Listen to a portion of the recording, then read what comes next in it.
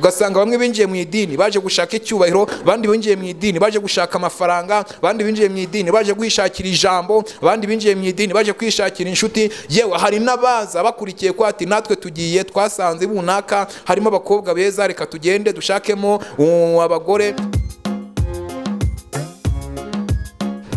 Turabashuhuje inshuti abakunzi ba Isezerano TV aho muri mu bice bitandukanye, abari ku mugabane w'Uburayi, abari muri Afurika, mwese turabaramukije mu izina rya Yesu Kristo. Imana yo mu ijuru ikomeze kubareba neza kandi ikomeze kubaha umugisha. Turasuhuza abari muri Amerika y'Amajyaruguru, mu Bubiligi, muri Canada, muri Afurika y'Epfo, mwese inshuti aho mudukurikiranira hose turabaramukije, mugira amahoro y'Imana. Murasuhuzwa nk'uko bisanzwe ni Eric Ndorimana, ndi umugabo ubatse nsengera muri ADPR. Nshimiye Imana rero kuko twongeye kubonana muri uyu mwanya kugira ngo tuganire ijambo ry'Imana. Imana ishyize ku mutima wanjye, Imana ishimwe. Kadusenga Imana rero dukomeze tuganira n'ijambo ry'Imana. Mana Data wa twese uri mu ijuru, izina ryawe niryubahwe, ubwami bwawe nikomeze buganze. Uri Imana yo kwizerwa kandi uri Imana yo kubahwa, urakomeye, urahambaye, ntawuhwanye nawe mu isi ndetse no mu ijuru. Ni wowe ukora ibikomeye kandi bitarondoreka, ni wowe ushyira ikuzimu kandi ugakurayo, ucisha bugufi kandi ugashyira hejuru.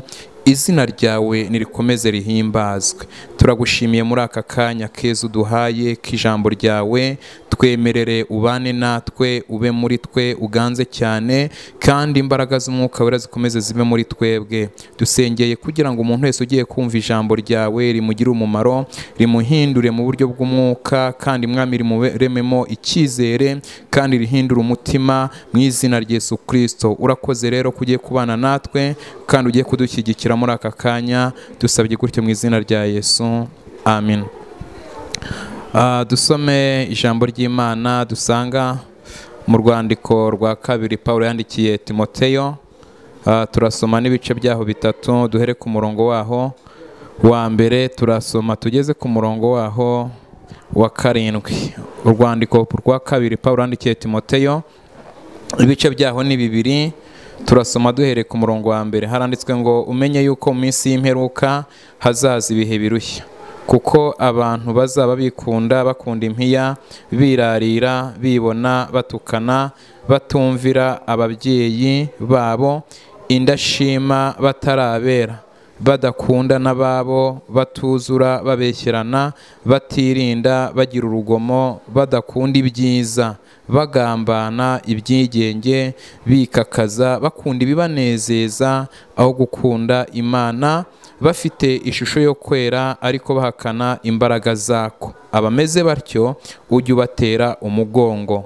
Umurongo wa gatandatu, kuko muri bo harimo abagabo bomboka mu mazu, bakanyaga abagore batagira umutima, baremerewe n'ibyaha, batwarwa n'irari ry'uburyo bwinshi, bahora biga ariko ntabwo babasha kugira ubwo bamenya ukuri. Imana y'amahoro itugirire neza cyane.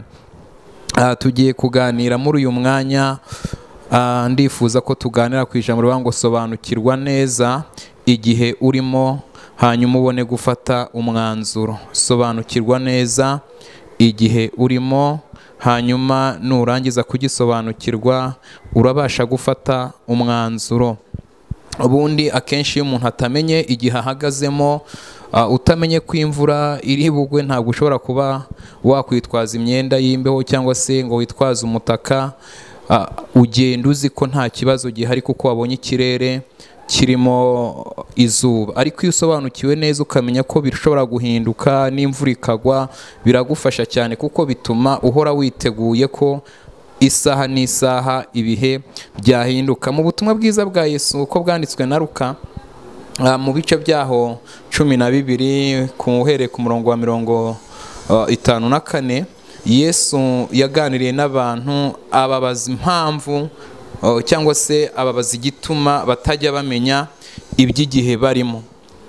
Yarababwiye ngo iyo mubonye igicu muravuga ngo imvura iraza kugwa, kandi koko biba ariko biba.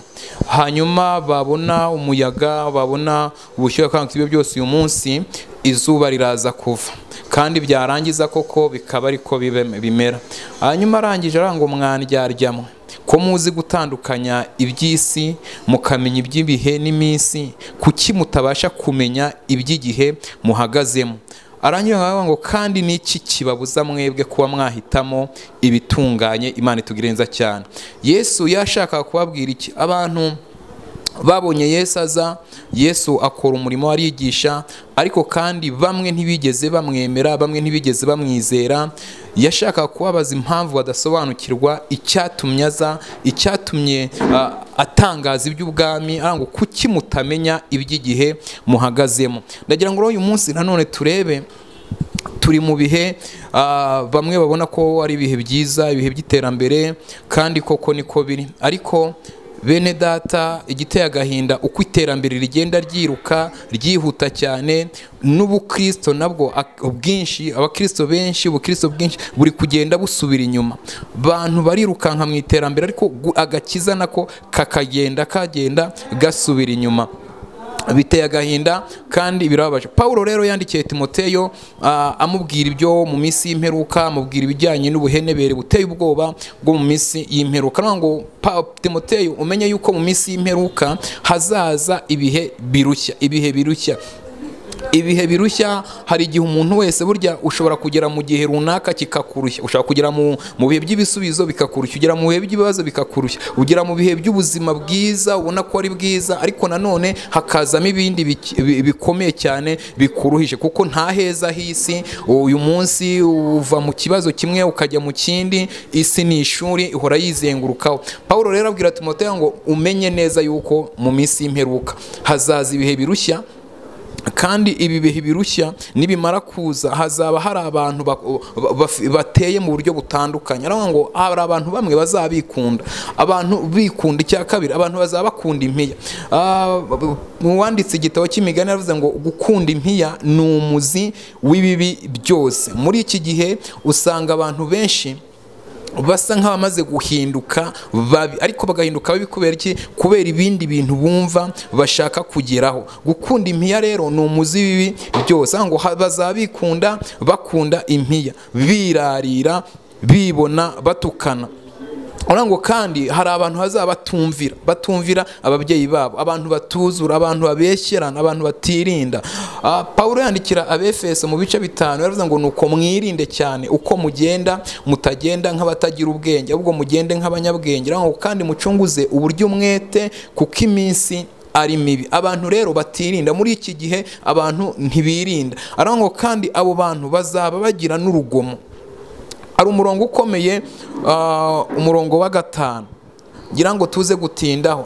Ngo kandi nyuma y'uko abantu bakunda ibibanezeza, gukunda ibibanezeza uko ngo bakunda Imana, ukunda Imana niwe umenywa nayo.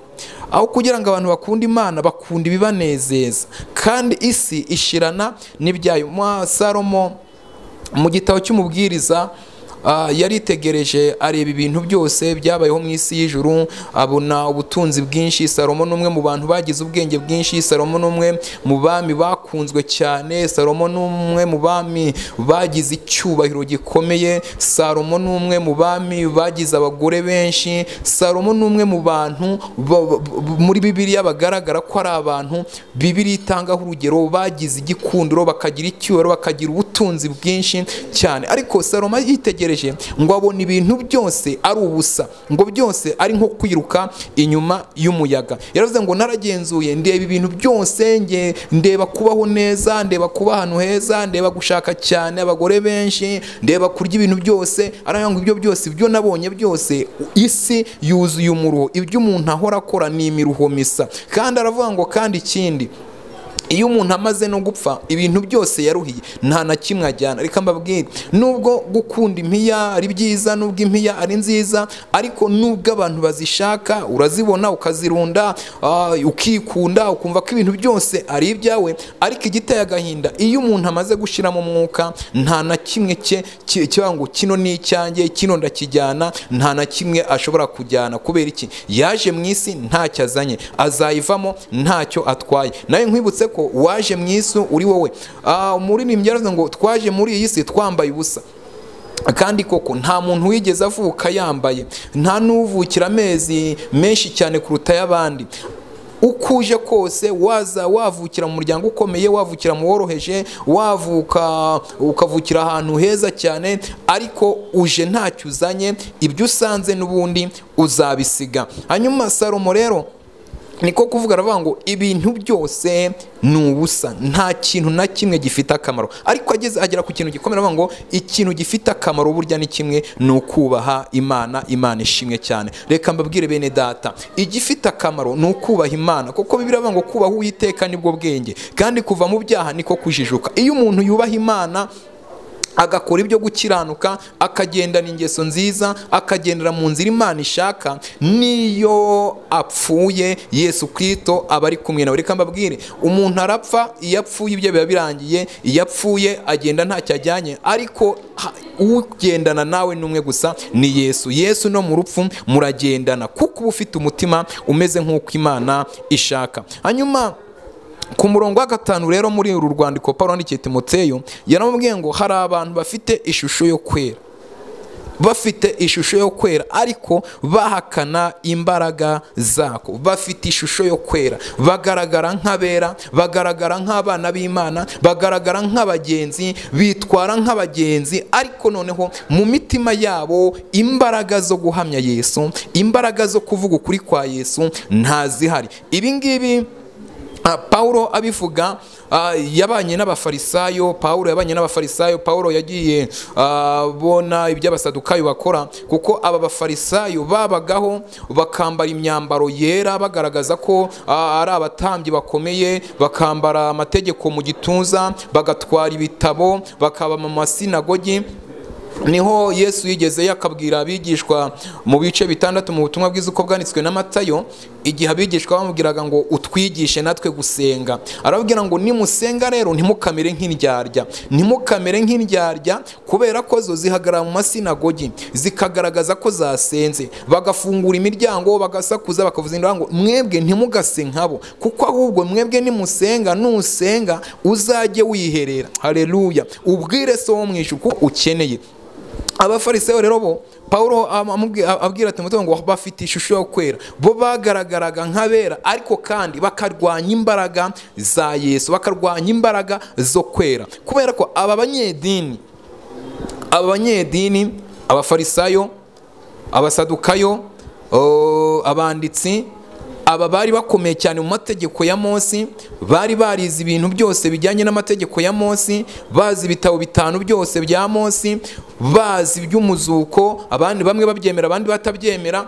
Barangije bakagaragaza ko bafite ishyaka ryo kurwanira Imana, ngo natwe turi kurwana ishyaka ry'Imana. Ni nacyo cyatumye babamba Yesu, kuko baba ngo Yesu yaje yigira umwana w'Imana, Yesu yaje yiyita umwami. Baravuga ngo ntabwo yaje ari umwami, ahubwo ni uwaje kwiyita. Pilato amaze kubamba Yesu, yanditseho ijambo rikomeye, aravuga ngo uyu ni Yesu umwami w'abayuda. Hanyuma ngo abayuda bose, aba batambyi, kubera iki wakoze ibi ngibi? Birumvikana gute ko twabambye umwami wacu? Ngo hindura, wikwandika ko ari umwami w'abayuda, ubwo wandike ko yiyise umwami w'abayuda. Ariko Pilato asubiza abantu ngo icyo nanditse nacyanditse, kuko n'ubundi Pilato ibyo yari yanditse ko ariko kuri, yari umwami w'abayuda, kuko yari yaraje kugira ngo aruhure abari barushye imitwaro y'uburetwa abantu bari bikore. Imana itugire neza cyane. Aba batambyi rero, aba bafarisayo, aba bitwazaga ibitabo, aba bahanuraga cyane, aba bavugaga Yesu, bavuga yuko bavuga Imana ku munwa. Pawulo niwe wandikiye Tito mu rwandiko yamwandikiye igice cya 1 umurongo wa 16, aramubwira ngo hari abavuga yuko bazi Imana, bavuga yuko bazi Imana ariko imirimo bakora irabihakana. Imana itugire neza cyane. Bavuga yuko bazi Imana. Yesu niwe wavuze neza mu butumwa bwiza bwa Yesu uko bwanditswe na Matayo ibice byaho 7:21 aravuga ngo abavuga ngo mwami mwami bose siko bazajya mu bwami bwo mu ijuru keretse abakora ibyo Data wo mu ijuru ashaka. Ibi rero nibyo byatumye Paulo yandikira Timoteyo ngo bavuga bafite ishusho, abantu bafite ishusho yo kwera, abantu bagaragaza ko ari abera, ariko nyamara imbaraga zo kwera, imbaraga zo guhamya Yesu muri bo mu mitima yabo ntazihari. Bikundira impiya, bikundira ibibanezeza, barikakaza, bafite ubwibone bwinshi, barashaka bumva bakeneye guhabwa icyubahiro gusa, niho bashaka kubahwa, ariko Imana yo ntibashaka kwigaragara, bashaka kuba aribo bagaragara imbere, bashaka ko aribo bavugwa gusa, bashaka kwivuga ubwabo bakamamaza izina ryabo, ariko izina rya Yesu rikagira gute? Rigatukwa. Imana itugenza cyane. Bibiliya Paulo yabwiye abakorana ngo izina ry'Imana ritukwa mu bapagani ku bwacu. Kubera iki? Ibyo abantu bavuga n'ibyo bakora biranyuranye. Igihe uvuga Imana ariko Imana uvuga itakugaragaramo, bigaragara ko nawe uri indyarya, uba uri umufarisayo. Kuko abafarisayo bo ibyo bavugaga bagaragazaga ko bafite imbaraga zo kwera, bafite ishusho, ariko imbaraga z'Imana yera, imbaraga za Yesu batazigaragaza muri bo. Imana itugire neza cyane. Kuko ibyo bakoraga byari bihabanye cyane n'ibyo bavugaga. Ngo niyo bajyaga mu ivugabutumwa bo bashakaga uburyo bahindura umuntu kugira ngo abe umunyedini. Reka mbabwire, n'ubu hari abantu babumva abantu bose baba abanyedini runaka tibara nabo bazi, ariko reka mbabwire mbibutse ko Imana ireba cyambere ireba mu mutima w'umuntu. Uyu mutima iyo wahindutse ugahinduka nk'uko Imana ishaka, burya bigaragarira n'inyuma. Imana itugirenza cyane. Paulo ni wandikiye Abikorino mu rwandiko rwa 2 ibice 5:17 arabwira ngo iyo umuntu ari muri Kristo Yesu, haleluya, aba ari icyaremwe gishya, ibyakera byose biba bishize, byose babihindutse bishya. Umuntu rero uri muri Kristo Yesu, aho yaba ari hose, aho yaba asengera hose, idini ryose yaba abarizwamo, apfa kuba ari muri Kristo Yesu. Icyo nkundira Yesu, nta nubwo naza impanda nivuga ntabwo izavugira idini runaka, oya, ahubwo impanda nivuga abazaba bari maso, abazaba biteguye, barabaye maso, batarabaye mu gahuge ngo babe abakobwa 5 b'abapfapfa, ahubwo bakaba maso, bakitegura, bagahora bezwa. Abo ngabo impanda nivuga bazayumva, niho bazasanganira Yesu Kristo mu kirere. Imana itugire neza cyane. Bafite ishusho yo kwera. Nanyo ngo sobanukirwa neza igihe urimo kugira ngo ujye ubasha gufata umwanzuro. Bibiliya iravuga mu gitabo cy'umubwiriza ibice 8 ngo ntukagire ubwira bwo gusezera, ntugafata umwanzuro uhubutse uvuga ngo bino mbivuyemo, nanjye ndivumbuye, ndabona runaka kizwa gutya, sinkeneye kugomeza kubana nawe, ndabona rino dini ntarishobora, ndabona ibi ntabishobora. Reka nkubwire, nta muntu waguhamagaye. Iyo wahamagawe n'Imana ugomba gukomeza ukumvira Imana, ukagendana n'Imana. Paulo yaravuze ngo muzirikane guhamagarwa kwanyu bene data, haleluya. Muzirikane uburyo mwahamagawe. Wahamagawe urinde, wahamagawe uri imbata, wahamagawe uri umudendezo. Uko wahamagawe gute? Ese uje kugira ngo ubeho mu buhe buzima? Mu buryo bwawe n'Imana. Imana itugirenza cyane. Iyo uzirikana cyane, ukibuka uko Imana yaguhamagaye, ukazirikana aho wavuye, ukazirikana misiyo yawe aho ubarizwa, bituma uhora ushaka icyatuma unezeza Imana. Ariko iyo utandukiriye ukirengagiza umuhamagaro wawe, niho ugenda ureba uko abandi bagenda. Ingendo y'undi iravuna. Ntukareba abandi bagenda uko bashaka ngo nawe ugende uko bashaka. Umunsi umwe inyamaswa zari ziri mu ishyamba, Bakame nayo iryamye munsi y'igiti cy'ipapayi, hanyuma ipapayi iramanuka yikubita hasi. Bakame yumvise ipapayi yikubise hasi, Bakame irirukanka, imaze kwiruka yirukanka nk'ifite ikirukansa, kandi koko cyari gihari, kuko yari yumvise ikintu kihubutse kiguye iruhande igira ngo baje kuyitera. Ngo izindi nyamaswa zibonye yirutse nazo zirirukanka cyane kugeza ubwo zigeze ku mwami w'ishyamba.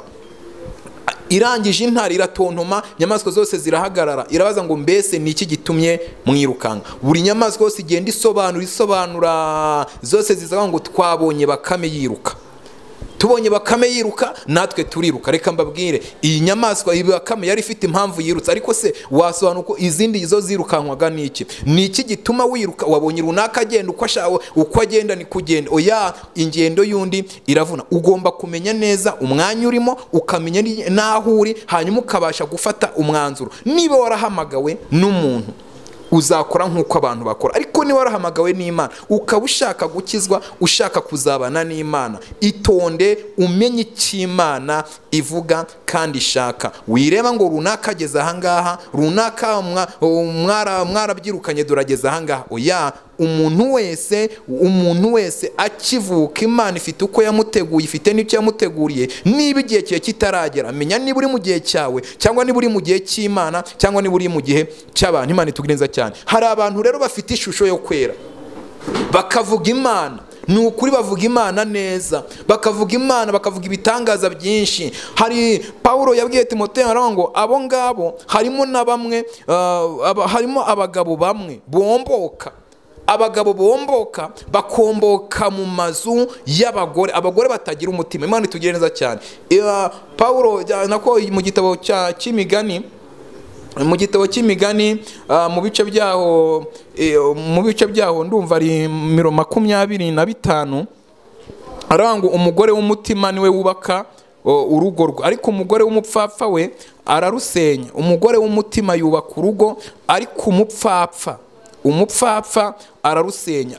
Abangaba rero bombokera abagore batagira umutima, abagore batagira umutima, abagore batagira ibitekerezo, abagore batamenya icyatumye bashaka. Dufite abantu bubatse ingo, ugasanga bubatse ingo zabo, ariko kwa ngo bamenye uko urugo rwabo barwubaka, ahubwo agahora areba mu kw'abandi. Burya ureba mu kw'abandi rero ntabwo agera igihe ngo nawe arebe ko ibye byiza, ahora areba mu kw'abandi, runaka ageza aha, runaka ageza. Reka mbabwire bene data, ugomba kumenya urwego rwawe naho uri, ugategereza icyo Imana yavuganye nawe. Aba bagabo bamwe bambaye ibishura byera, aba bagabo koko bafite ishusho yo kwera, bagaragara nk'abera, ariko barangiza bakomboka. Kubera iki bomboka? Umuntu womboka ntabwo abagenda ahantu habona, ntabwo abagenda abantu bamureba, agenda yububa, agenda yomboka, akagenda akebaguza. Kubera iki? Ibyo arimo n'ubundi ntabwo ari ukuri, ari mu binyoma gusa. Ngo barabarangije ngo bakombokera abagore batagira umutima, bakabanyaga. Ngo aba bagore nabo rero ngo baremerewe n'ivutu cyangwa baremerewe n'irari ry'ibyaha, bahora biga, bahora mu nsengero. Dufite abantu bahora mu nsengero, mu butayu bahoramo. Ni hehe icyumba kiri? Bagezeyo. Ni hehe hari umuhanuzi ushyushye? Bagezeyo. Bahora biga, ariko ntibagira ubwo bamenya ukuri. Impamvu batamenya ukuri ni ukubera iki? Ni uko bubatse ku binyoma by'abahanuzi. Bafite abantu, usanga umuntu wese ati ngewe runaka, iyo dusenganya runaka nibwo mfashwa, idini runaka nibyo rimfasha, buriyo nagiye kwa runaka turabyina bikagenda neza, iyo nagiye mu masengesho ntibahanure ntabwo mfashwa. Reka nkubwire, icyo wubatseho niba kinyeganyega, icyo wubatseho niba kidafite uburambe, nawe ibyo wubatseho byose bizasenyuka. Niwubaka ku muhanuzi, umuhanuzi nahinduka akagwa, nawe uzagwa. Niwubaka ku muntu, umuntu nahinduka, nawe uzahinduka. Ariko umuntu wubatse kuri Yesu Kristo, haleluya, iyo wubatse kuri Yesu uba wubatse ku rutare rufatika, uba wubatse neza ku fondasiyo yawe ibishinze neza, uba uzamura inyubako yawe igakomera, kubera ko umusingi urakomeye. Ariko iyo wubatse ku musenyi, iyo imvura iguye bigaragaza bikaba byinshi, yanze wubatse ntabwo igira gute, ntabwo ikomera. Hanyuma rero abantu benshi usanga bafite abantu barifukuriye ibintu by'ibitega, ugasanga bishakiye utuntu tw'udusoko bajya kurohoza, ariko nyamara hari isoko, ariyo Yesu Kristo. Haleluya. Wanyweye kuri Yesu Kristo, winjiye muri Yesu Kristo. Bibiliya Paulo yabwiye Abaroma aravuga ngo icyakora koko abari muri Kristo Yesu nta teka bazacirwaho. Aba rero nubwo bafite ishusho yo kwera, ariko nibo bamwe baza bomboka, ugasanga ingo nyinshi zifite amakuba, zifite ibibazo byinshi byaturutse kuri bamwe muri aba ngaba. Mu rwandiko rwanditswe na Yuda mu bice 4, umurongo, igice cya mbere umurongo wa 4, nibwo yanditse aravuga ngo hariho bamwe baseseye muri mwe rwihishwa, bagenewe kera gucirwaho iteka. Ni abantu batubaha Imana, bahindura ubuntu bw'Imana yacu isoni nke, bakihakana Yesu Kristo ari we wenyine databuja n'umwami wacu. Aba ngaba baseseye gute? Baraseseye kuko ntibigeze banyura ku marembo. ntabwo bigeze banyura ku marembo ngo baze banyure ku marembo biyandikishe bagaragaze ko ari abantu ba Yesu, ari abakristo, ahubwo baraseseye, bafite ukuntu bagusesera, hanyuma mu gusesera kwabo no mu kwinjira kwabo badaciye mu marembo baraza basesera rwihishwa. Aba bagenewe kera gucirwaho iteka ngo ni abantu batubaha Imana. Nshuti z'Imana, ni abantu batubaha Imana. Hari ikintu gikomeye abantu bahora bava ngo muri iki gihe nta ukijijwe n'umwe, nta murokore ukiriho. Abarokore barahari, abakristo barahari, abantu bavuga Imana neza barahari, abantu bagifite guhamya Yesu barahari, ariko kandi n'abahanuzi b'ibinyoma barahari. Niyo mpamvu ugomba gusobanukirwa neza uruhande uherereyemo. Uri mu ruhande rwa Yesu, uri mu ruhande rw'abantu, cyangwa uri mu ruhande rwa Satani? Kuko twabonye ko hari abantu bazabagambana. Nta mukristo ugomba kugambana. Umuntu ukigambana niho akababeshye. Niba uvuga ngo ndi umukristo ariko ukagambana, oya, uri umukristo, ntabwo uri umukristo, ntabwo uri uwa Kristo. Ugaragara nk'umunyedini w'idini nk'uko abafarisayo bari bameze, cyangwa abasadukayo, kuko bari bafite ishusho yo kwera. Yesu yababwiye amagambo akomera ngo mumeze nk'ibituro bisize ingwa. Hari abantu bagaragara inyuma bakagaragara ari beza, bakagaragara bavuga neza, ariko nyuma mu mitima yabo ari ibituro bigaragara nk'imva abantu bashyingurwamo. Kubera iki? Ibyo bavuga muri bo amagambo bavamo ni amagambo yicana, ni amagambo y'ibihosho. Hari igihe umuntu avuga ijambo ukumva ijambo avuze nta buzima rifite, ni ijambo risesereza abantu. Kubera iki? Ati nanjye nzajya mu ijuru. Oya, reka mbabwire, abavuga ngo mwami mwami ntabwo ariko bazinjira mu bwami bwo mu ijuru, keretse umuntu wese ukora ibyo Data wo mu ijuru ashaka. Niba rero ugasanga abantu barabeshyerana, baracirana ibice, ugasanga abantu bari mu itorero bose bitwa abana b'Imana, bose bitwa ko ari abagenzi bajya mu ijuru, bahuje titire runaka, bahuje imyemerere runaka, hanyuma bose kandi Bibiliya basoma n'imwe, hanyuma ugasanga urugendo bararufatanyije, ariko ibyo bakora baca inyuma bakagambana, baca inyuma bagacirana ibico, baca inyuma ugasanga ni ba bandi udashobora kuzasangamo ubuzima buzima. Imana itugirenza cyane. Ikiro nicyo cyatumye Pawulo yandikira Timoteyo ngo nubona bameze gutya, koko uzababona. Abantu bameze gutya bazaboneka mu rusengero, bazaboneka mu baririmbyi, bazaboneka mu bashumba, bazaboneka mu byiciro byose, mu rusengero bazaboneka. Ngo nubona bameze batyo, udashingiye aho bari, udashingiye ko mukorana umurimo, udashingiye ko musengana muterana, kubera ko mushobora guhaguruka mwese mugiye, ariko uko ugasanga uko bagiye bameze nk'abantu bari mu kibisi. Reka mbabwire, insengero nyinshi cyangwa se amadini menshi agaragara nka bisi cyangwa se amakwasiteri. Kwasiteri yo igiyemo abagenzi, niba ari kwasiteri ivuga ngo ivuye Nyabugogo igiye yenda Rubavu, ntabwo abagenzi bose bari buviremo muri gare ya Rubavu. Oya, ahubwo hari abagera kuri arete runaka ati twebwe turavamo. Iyo umuntu ageze aho agera rero avamo. No muri ibi bintu rero by'idini usanga abantu bose barinjiye mu idini, ariko ugasanga abenshi badafite misiyo nyirizina yo kuzajya mu ijuru. Ugasanga bamwe binjiye mu idini baje gushaka icyubahiro, abandi binjiye mu idini baje gushaka amafaranga, abandi binjiye mu idini baje kwishakira ijambo, abandi binjiye mu idini baje kwishakira inshuti. Yewe hari n'abaza bakurikiye ko ati natwe tugiye twasanze bunaka harimo abakobwa beza, reka tugende dushakemo abagore. Hanyuma barangiza bamara kubona abagore ugasanga aheruka mu rusengero. Icyo gihe abandi bakaza ati twabonye hari ahantu umuntu hari yashobora kuharuhukira mu mutwe. Ariko mbibutse iki, hari abaje bafite misiyo yo kuzajya mu ijuru. Imana itugirinza cyane. Ahubwo wowe uri mu kihe gihe? Uri mu kihe gihe?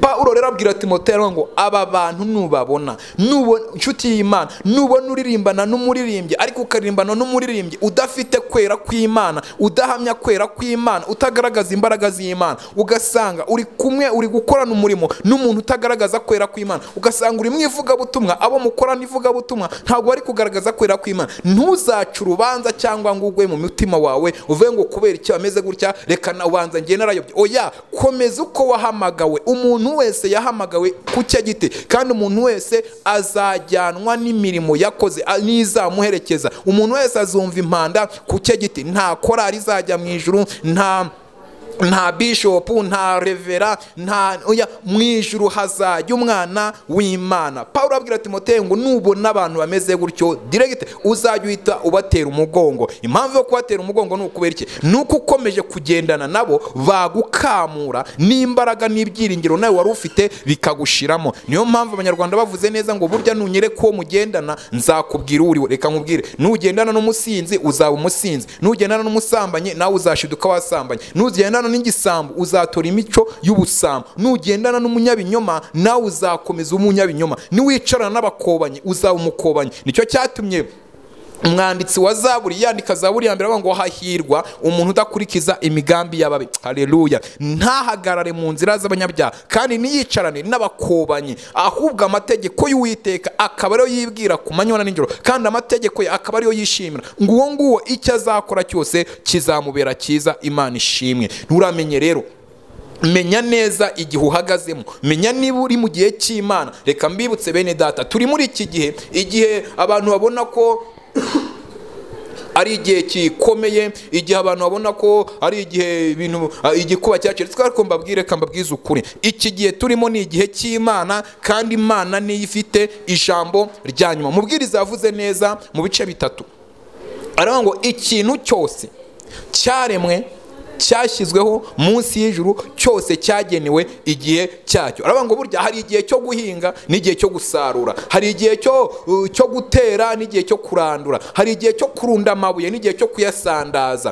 Ngo hari n'igihe cyo guhoberana, hari n'igihe cyo kudahoberana. Ubu ngubu abantu bari mu gihe cyo kudahoberana, nta muntu ushobora guhoberana. Ureka da, hari impamvu abantu batahoberana. Iki gihe rero abantu barimo si uko Bibiliya itakivuzeho. Ikintu cyose mubona mu isi, ikintu cyose kiriho cyahozeho, nta kishyashya kiriho ngo ibiriho byahozeho, ndetse hari n'ibindi byose bizaza. Imana itugenza cyane. Niyo mpamvu rero iyo ubashije kumenya neza ko igihe urimo Imana ari igifite mu biganza, ari igifite umugambi, icyo gihe urushaho gukomera. Kuko Bibiliya ivuga neza mu gitabo cya Daniyeli ibice byaho 11 umurongo wa 34 ngo abazi Imana yabo bazakomera, kandi nibamara gukomera bazakora iby'ubutwari. Aba bazi Imana ntabwo ari abazi Imana kuko bariye, ntabwo ari abazi Imana bayibonye ari uko yabagaburiye gusa, ntabwo ari abazi Imana kuko bayibonye ibubakira amazu, ntabwo ari abazi Imana kuko bayibonye ibatabara mu gihe runaka. Oya, nabazi Imana bakamenya ko Imana ibasha no kwemera ko n'amakuba bayageramo, ibasha kwemera ko n'ibyago babigeramo, ibasha kwemera. Imana ishobora kwemera ko uyu munsi usonza ariko ejo ukazarya, ishobora kwemera ko uyu munsi ibyo bitezwa cyamunara byose irabishoboye, byose irabyemera, kuko ijya yemera ko byose bitugeraho. Yobu yavuze neza, aravuga ngo mu kuboko kw'Imana ntabwo habamo ibyiza gusa, oya, habamo byose. Mu kuboko kw'Imana habamo byose, ahubwo iyo igihe cyawe kigeze, niba ugezweho kugira ngo uhabwe ibyiza urabibona. Ariko niba ukiri mu gihe cyo kugira ngo ukomeze ugeragezwe, biravuga ngo abageragezwa nk'uko Imana ishaka babitse uwo muremyi wabo iryo geragezwa. Kuko niba ugeragezwa nk'uko Imana ishaka, Imana irakuzi komera, igihe kizagera igutabare. Niba igeragezwa urimo nta ruhare ubifitemo, nta atari wabyishyizemo, ahubwo bikaba byaravuye ku Mana, tuza kandi ukomere, ukomeze ube maso, kuko iyo yagushyize ku munzane izigiye izagukuriraho, yagushyize mu ishuri izigiye izaguhera ikizami, yagushyize aho hantu uri izigiye uzahavira, kuko nta kintu kitagira iherezo. Imana ishimwe cyane. Hanyuma aravuga ngo rero uramenye, nubona abantu bameze gutya uramenye. Pawulo abwira Timoteyo niwe ubwirwa uyu munsi, niba ubona abantu batangiye kuba babi, nubona abantu bafite ishusho yo kwera ariko nta mbaraga, uramenye bigukuramo ubuntu, wigukuramo ubuzima wari ufite, ahubwo batera umugongo. Yesaya mu bice byaho 42 uhere ku murongo wa mbere niho hagaragaza umugaragu w'Uwiteka, umukozi w'Imana, ukuntu agomba kuba ameze, umuntu uhagaze nk'uko Imana ishaka. Bibiliya ivuga ngo dore umugaragu wanjye ndamiye, uwo natoranije, umutima wanjye ukamwishimira, mushyizeho umwuka wanjye wera.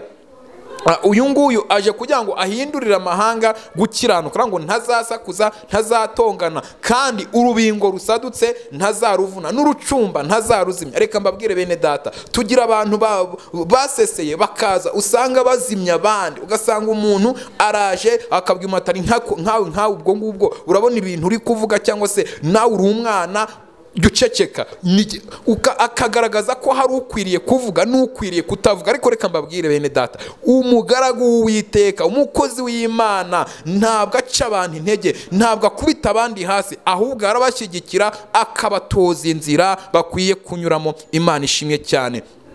Pawulo abwiye Timoteyo ngo burya kwitoza kubaha Imana kugira umumaro kuri byinshi, ariko kwitoza ku mubiri kugira umumaro kuri bike. Reka mbabwire rero, niba uri umugaragu w'Uwiteka, niba uri umukozi w'Imana mu cyiciro runaka, aho uhagaze wose, mu mwanya urimo, ukwiriye kumenya neza ko igihe urimo, igihe kizagera nawe ukakivamo hakaza abandi. Hanyuma rero wihutaza abantu, wibwira abandi nabi, kuko aho uri ntabwo uri kampara, uzanahava haze n'abandi. Sobanukirwa neza rero, igihe urimo ni ikihe, iki gihe urimo ni ikihe. Abantu bazaba bikunda, bikakaza, bakunda impiya, bibona bakunda impiya. Uyu munsi uri gusanga abantu benshi bafite inzara n'inyota byo gukunda ibintu, nyamara Imana yavuze ngo iki, ikoresheje umwana wa Yesu Kristo. Yesu yaravuze ngo mushake ubwami bw'Imana, mushake no gukiranuka. Inshuti z'Imana, dushake ubwami, dushake no gukiranuka, ibindi tuzabyongererwa. Iki jambo rirakomeye.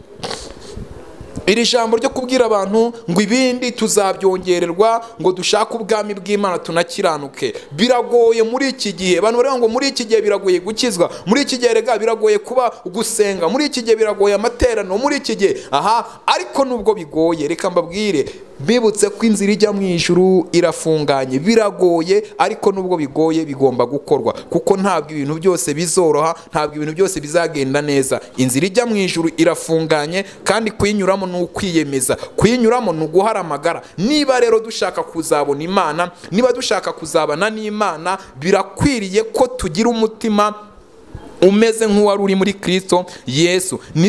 Ntiduhanga amaso cyane ku by'isi. Pawulo yaravuze ngo ariko twebweho iwacu ni mu ijuru, niho dutegereje umukiza ko azava. Imana ishimwe. Aravuga ngo ntabwo rero tukireba kubiboneka. Haleluya. Ntitukireba kubiboneka, ahubwo tureba kubitaboneka, kuko ibiboneka ni iby'igihe gitoya, ariko ibitaboneka, haleluya, ni iby'iteka ryose. Imana ishimwe.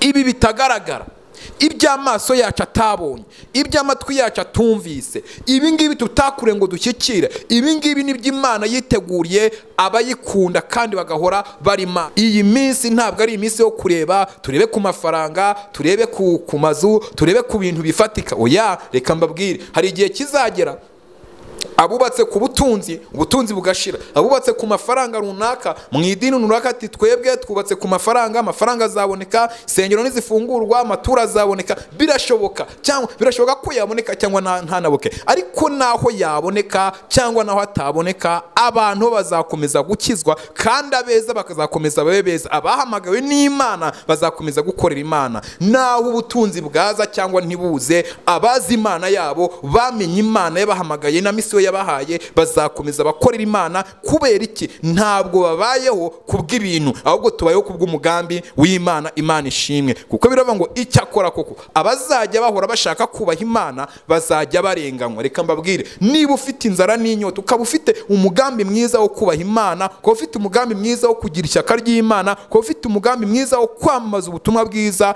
umenye neza ko na Satani ahagurukiye cyane kugira ngo agabe ibitero, ariko ndashimira Imana kuko ihagurukiye kugira ngo irwanirire abera. Zaburi ya 34:8 havuga ngo marayika w'Uwiteka, haleluya, marayika w'Uwiteka abambisha amahema yo kugota abamwubaha kandi akabakiza. Reka nkubwire rero, niba ufite umutima umeze nk'uko Imana ishaka, wowe komera, sobanukirwa neza igihe uhagazemo. Nturi mu gihe cyawe, nturi mu gihe cy'abantu, igihe uhagazemo numara kumenya ko ari igihe cy'Imana, uzarushaho kwambara imbaraga, uzarushaho gukomera. Hari igihe kizaza gikomeye cyane.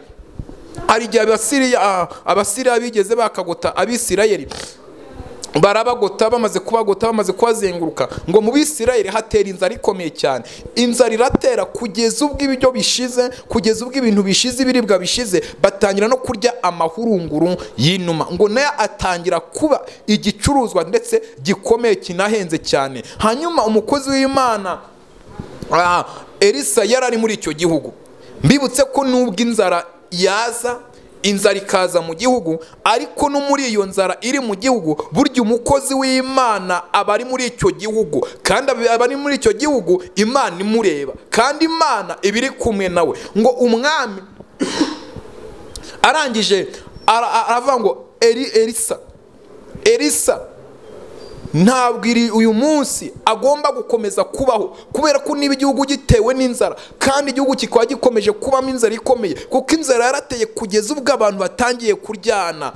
Umugore arya abagore babiri bafata umwana umwe baramuteka baramurya, hanyuma umugore umwe aza gutabaza umwami ati mwami ndengera tese ndakurengera kuki? Atereka ndengera, uyu mugore yambwiye ngo nzane umwana wanjye tumurye ejo tuzarya uwe, none yanze kumuzana ngo tumurye. Ngo umwami ashishimura imyitero, nawe yari yambaye ibigunira kubera iki? Inzara yari yateye.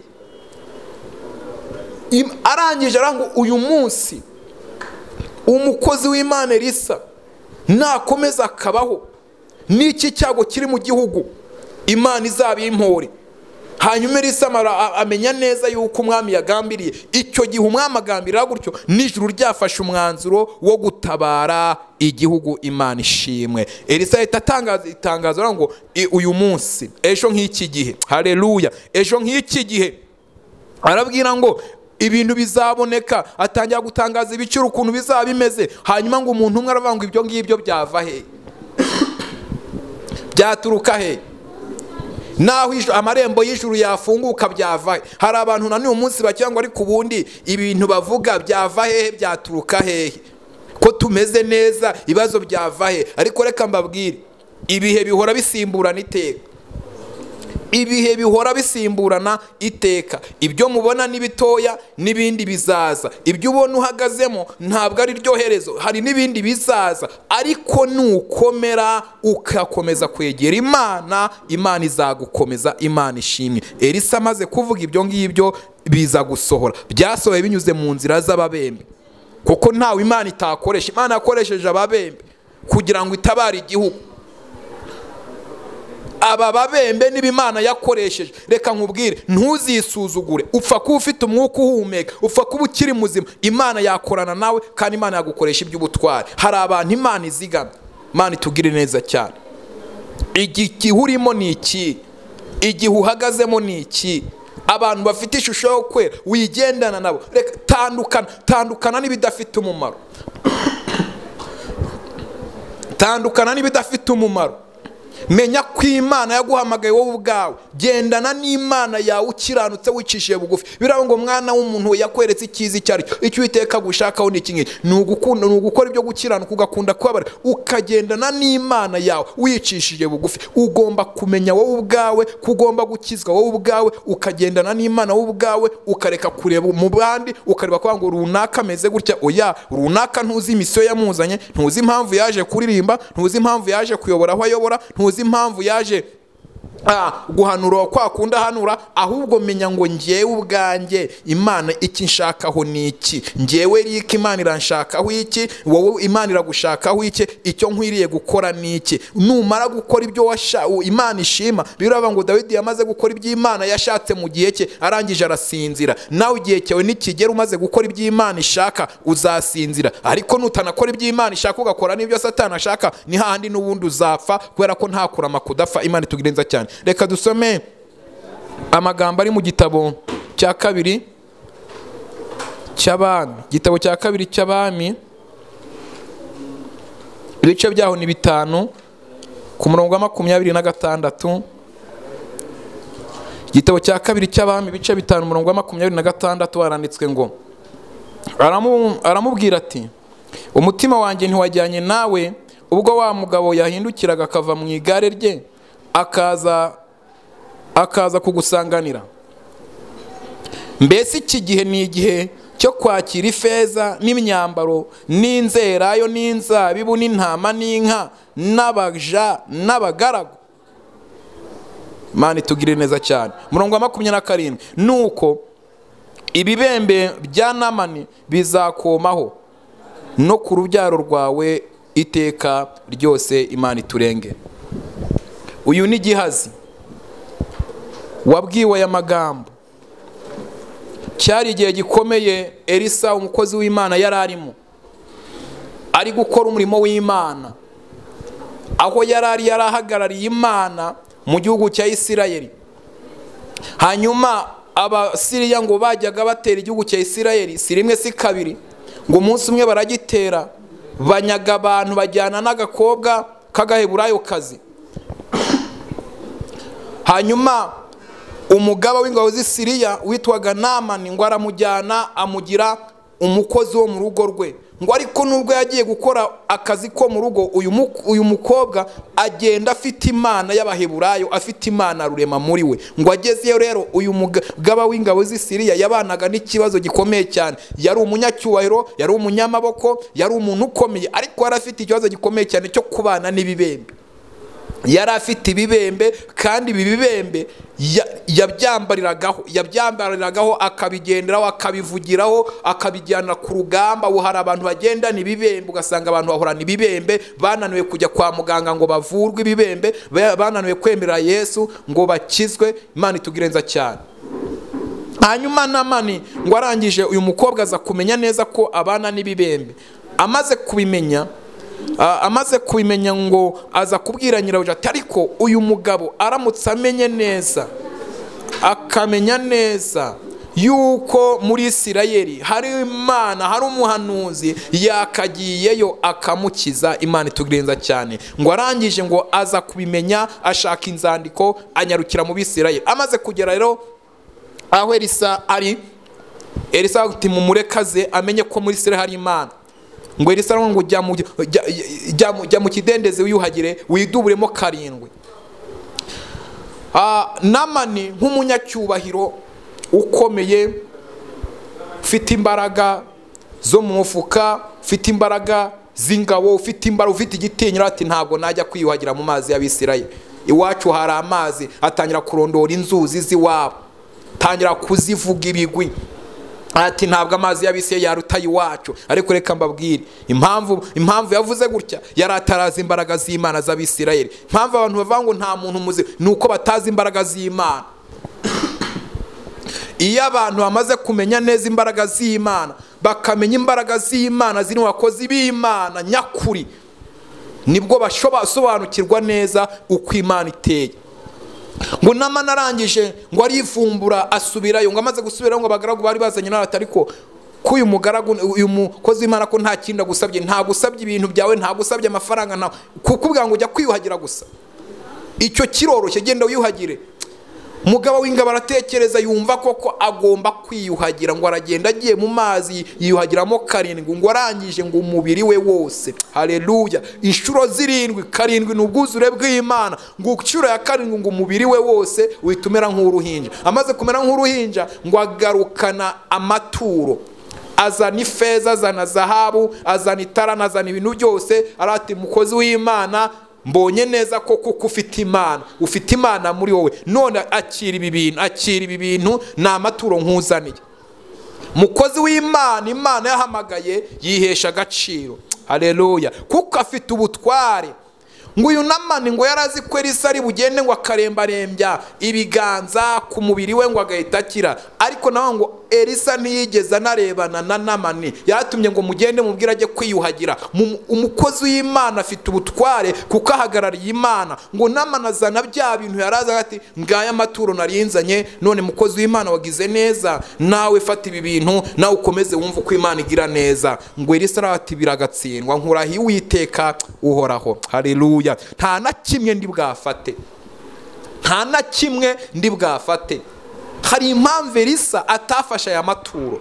Elisa igihe yari arimo cyari igihe cyo kwamamaza ubwami bw'Imana, cyari igihe cyo kugaragaza imbaraga z'Imana, cyari igihe cyo kugaragaza ubwami bw'Imana mu Bisirayeli, kuko Abisirayeli bari bamaze igihe basuzugurwa, baterwa. Hari igihe rero cyo kugira ngo Imana yongere yigaragaze, kandi binyuze ku mukozi w'Imana. Reka nkubwire, nubwo abantu baba babi, ariko hari umuntu wabasha kugarura icyubahiro cy'Imana mu gihe ahagaze mu kwera kw'Imana. Ngo Elisa arangije arabyanga, ngo Namani aramugomera biramukomera, ariko Elisa aravuga ngo uko ndi kose nize kunyurwa. Haleluya. Ibyo uko byarahombye, kuko Elisa yari umuntu ukomeye, aravuga ngo ibintu byose byarahindutse, ariko icyo mfite uyu munsi, mfite imbaraga z'Imana ziri muri njyewe, ngomba gukomeza gukorera Imana, kuko iyampamagaye imfiteho umugambi. Imana ishimwe.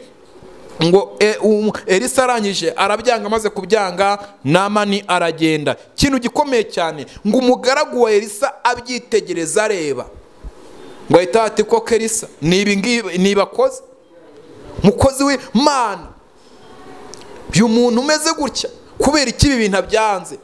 Harabagira ngo ivundi ivuga butumwa, muvuga ivuga butumwa rikomeye rizabageza kuki? Ariko reka mbabwire, uko umeze kose, niba uvuga ukuri nk'uko Imana ishaka, Imana izaguha agaciro, Imana izaguhagararaho, kandi ibyo abantu bataguha Imana izakoresha ubundi buryo. Ibyo utabonera mu buryo bw'amanyanga, Imana izabicisha mu nzira z'ukuri, uzabibona. Upfa kuba uhagaze nk'uko Imana ishaka. Haleluya. Ngo Elisa arangije amaze kubyanga, ngo Gehazi we aragenda ariruka, ngo akurikira Namani, ngo aramwiruka, amwirukaho. Ngo Namani arebye inyuma, ngo asangana Gehazi amwirutseho, ngo arangije ava mu igare rye aramusanganira, ngo ati databuja abonye abashyitsi. Akora icyaha gikomeye cyo kubeshya.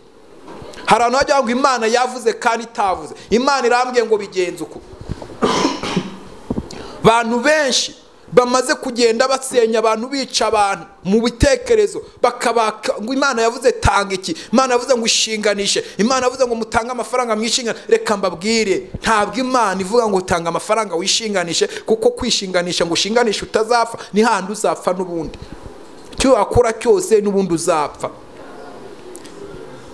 Ngo Gehazi abwira Namani ati umugaragu wawe databuja abonye abashyitsi, abonye abagabo babiri b'abahanuzi baturutse mu misozi y'i Samariya, none ngo muhe imyambaro ibiri yo gukuranwa, umuhe n'italanto imwe kugira ngo abibahe. Abonye abashyitsi, none abashyitsi Elisa nk'umukozi w'Imana abuze icyo abakiriza, agiye kubeshya kugira ngo abashyitsi be bakirwe. Niba Imana yaraguhamagaye, hagarara nk'uko Imana ishaka. Izakoresha abantu uzabaho, izakoresha n'ibiti n'amabibi uzabaho, kuko niba uhagaze ubwira abantu ukuri, Imana izashyigikira ukuri uvuga kandi izakugirira neza. Ariko igihe cyose uvuga ikinyoma, ikinyoma cye kizagukoraho. Ngo Namani arangije yinginga Gehazi, ngo amuha amatalanto 2, amuha n'imyambaro yo gukuranwa, ngo amuha n'abagaragu bo kwimutwaza. Gehazi ngo ageze ku musozi w'iwabo, ageze ku musozi w'iwabo, ngo abwira abagaragu ati nimusubireho twahageze. Arabibika, amaze kubibika ariyoberanya, aragenda asubira ku imbere ya Elisa. Aho twasomye rero ariho nshaka kugira ngo dusoze. Aramubwira ngo Elisa ahitamo ati Gehazi uvuye he? Ati reka da ntaho nagiye, narindi mu mirimo isanzwe ntaho. Arango umutima wanjye wajyanye nawe ubwo wakurikiraga wa mugabo. Arango mbese Gehazi ukurikije igihe turimo, bene data bashumba bakuru b'itorero, ba bishop, bantu muhagarara mukavuga izina ry'Imana, mukurikije igihe turimo, iki ni igihe cyo kwaka ifeza n'izahabu n'inka n'intama n'abaja n'abagaragu. Niko Elisa yabwiye Gehazi, iki ni igihe cyo kwaka ibyo bintu, cyangwa ni igihe cyo kongera kugarura imitima yabaye akahebwe, tugarura abantu ku gakiza, abantu babaye basinze, abantu babaye basambanye, abantu baraguye, babaye imigwirane, bapfuye mu buryo bw'umwuka. None iki gihe dusohoyemo ni igihe cyo kwaka amafaranga, ni igihe cyo kwaka ibintu, cyangwa ni igihe cyo gusaba Imana ikongera ikagarura icyubahiro cyayo muri iki gihugu, ikagarura icyubahiro cyayo muri iyi si. Abantu bakongera bakamenya imbaraga z'Imana, bakongera bakamenya ko Imana ifite ubutwari n'ubushobozi. Iki ni igihe cyo kwaka ibintu. Menya igihe urimo. Gehazi abatereka da, none se atangira kugaragaza ko ntacyo yatse. Elisa ahita amubwira, amuhagarara mu butware bw'Imana, aramubwira ngo kuko wakoze ibyo, ibibembe bya Namani ni wowe bigiye kujyaho uhereye none kugeza iteka ryose, bizakomaho wowe ubwawe n'urubyaro rwawe n'abazagukomokaho bose. Reka mbabwire, hari abantu babana n'ibibembe bya Namani kubera iki? Bakiriye ibintu bya Namani kandi batakagombaga kubyakira. Hari abantu bamaze kwandura umwuka wa Yezebeli, abantu bamaze kwandura umwuka wa Baramu, abantu bamaze kwandura umwuka w'ubusambo. kubera iki? Bahagarara mu nsengero bafite ishusho yo kwera ariko imbaraga z'Imana ntazihari. Naje kuvuga ngo sobanukirwa neza, umenye igihe urimo, umenye abo mubana, umenye abo mugendana, umenye niba uri mu gihe cy'Imana cyangwa uri mu gihe cy'abantu, kuko iki ni igihe cyo kwanga izina ry'Imana ryongere ryamamazwe. Ni igihe cyo kugira ngo ubwami bw'Imana bwongere bugaragaze gukomera kwabwo. Imana ishimwe. Ndagira ngo twisengere Imana. Menya neza uri mu kihe gihe. Imana yacu dukorera izabana natwe. Imana dukorera ibasha kudukiza nubwo amakuba n'ibyago ari byinshi kumukiranutse, ariko Uwiteka amufasha muri byose. Reka mabwire abafite guhamya kwa Yesu nimukomere, abafite mu mutima inzira z'igisiyoni nimuhagarare neza, kuko Imana iri kumwe namwe, ntimutinye. Dusenga Imana kugira ngo ukomeze neza, utekereze, urebe igihe urimo. Ntuve ngo abantu barakubeshye, ntuve ngo abantu ngo wumvise abantu bakubwira ngo oya, niba Imana aravuganye nawe uhagarare neza izabisoza. Ariko niba ari abantu bavuganye nawe umenye ko nta kintu uzigera ubona. Kandi bene data, niba mwarahagaze mukabwira abantu kuri nk'uko Imana ishaka, nimukomere muhagarare ku kuri mwavuze, Imana izabana namwe. Ariko niba abahagaze bakavuga ibinyoma, bakabeshya abantu, bakabeshya abantu ibintu biriho kandi nta bihari, bakavanga ibintu bimeze neza kandi bimeze nabi, abo no bafite akaga gakomeye, kuko igihe kirageze kugira ngo Imana igaragaze gukomera kwayo. Igihe cyo gukora kw'iteka kirasohoye, kuko abantu bakomeje guhinyura ibyahanuwe. Dusenga Imana kandi nawe urushaho gukomera, urushaho kwambara imbaraga z'Imana. Imana yaguhamagaye izakomeza kubana nawe mu izina rya Yesu. Dusenge. Mana, turagushimiye kubw'ijambo ryawe, turagushimiye umwanya mwiza uduhaye. Ijambo ryawe ritugezeho, twemerere kugira ngo iri jambo ritambutse rikinjira mu matwi yacu, rigere ku mitima yacu, riturondore. Kandi Uwiteka Nyiringabo risenye ibidafite umumaro, maze ryubake ibifite umumaro. Umuntu wese wumvise ijambo ryawe umuhindura icyaremwe gishya, umushyigikire. Wari ufite intambara mu mitima, uwo nguwo umuneshereze. Wari ufite ibyo abona bidasobanutse, afite ibyo abona byamucanze, niwo nyine wo kubicangura, kuko niwe utanga inzira nziza kandi inzira iboneye. Urakoze Yesu. Bana n'umuntu uwo ari we wese, shyigikira umuntu uwo ari we wese mu bice bitandukanye by'iyi si, aho umuntu wese ari, umushyigikire ijambo ryawe kandi ukomeze kumwubaka ku byo kwizera, mu izina rya Yesu Kristo. Amina. Nshoje rero mbifuriza umugisha w'Imana no gukomeza gusobanukirwa neza iby'Imana idushakaho muri iki gihe. Ushoboye kushaka kumvugisha wambona kuri telefoni 0785 19 95 18 0785 19 18, ndetse iyo ngiyo ni nayo iba kuri WhatsApp. Imana ikomeze kubagirira neza. Shalom.